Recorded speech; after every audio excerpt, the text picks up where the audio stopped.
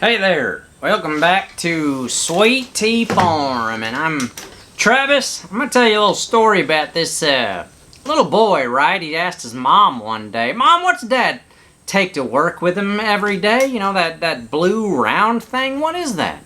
And his mom said, "Well, that's a thermos." And he said, "A thermos? What's a thermos for?"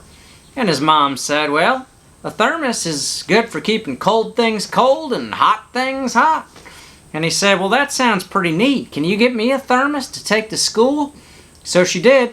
And he goes to school one day with his thermos, and his teacher says, "Well, what's that?"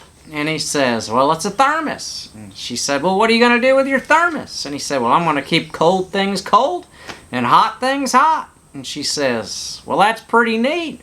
What do you got in your thermos now?" And he says, "Well, I got a cup of hot chocolate and 2 popsicles." Boy, I do believe that boy was a little bit misled and a little bit confused. And do you ever feel that way, like you've been misled or confused or lied to?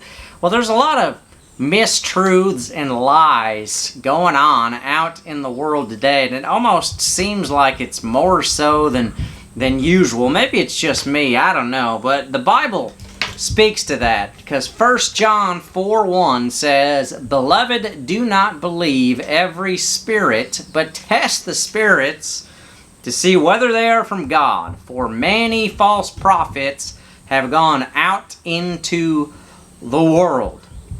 So whatever it is, whether it's, a personality on the news, or a politician, or a pastor, or a teacher, they're going to have either one spirit or the other. Okay? It's not gray area, it's one or the other. They're either going to be for good or they're going to be for evil.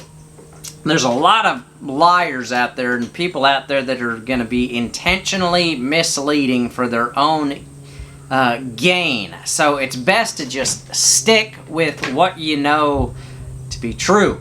And personally, as a pastor, I know the Bible to be true, and that's what I live by, and I know God loves me, and He's taking care of me, and you can have that relationship with God as well. So stick with what you know, stick with God, He won't let you down. Again, 1 John 4:1 says, "Beloved, do not believe every spirit, but test the spirits to see whether they are from God, for many false prophets have gone out into the world." So be careful. There's a lot of deceivers out there. But stick with what you know and stick with the Word. That's your front porch devotion for this weekend. And stay cool and take care.